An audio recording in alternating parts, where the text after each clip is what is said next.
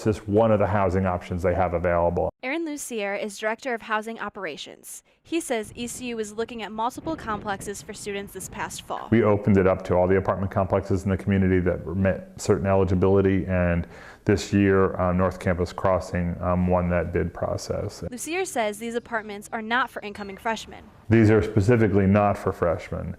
This is going to be for transfer students and returners only.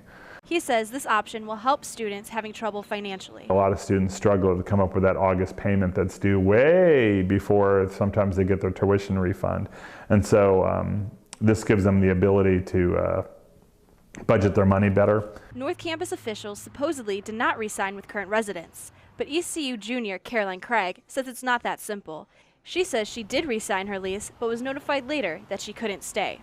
We got a call probably 2 weeks after we signed the lease saying, hey, where do you want to live next year? And we were like, right where we are. And they're like, oh, ECU bought out that building, you're going to have to move. Nursing student Taylor Creech says she re-signed so she wouldn't have to relocate. I want to move my stuff again like I had to last year.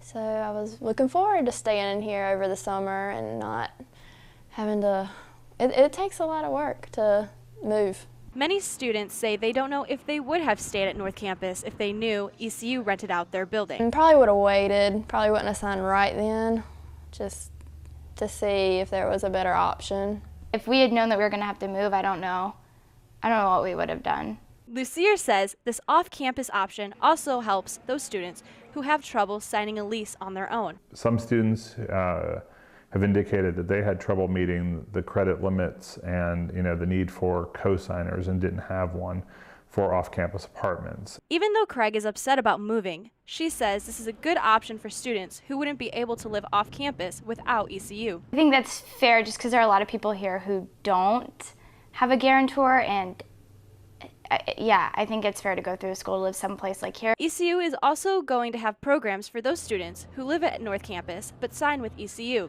Lucier says these students will be able to be part of ECU events along with North Campus events. So we're going to be offering some additional programs. They'll be able to go to any of the programs that North Campus Crossing is offering, but as well as some special programs that we're going to be offering to students under our lease. Still, Craig says she's sad to leave her building because she's made it her home. I've made my claim here, we have things on the walls, we have made this our own, and now we have to take everything down and move away to another building. Ashton Lockery, Pirate News Network.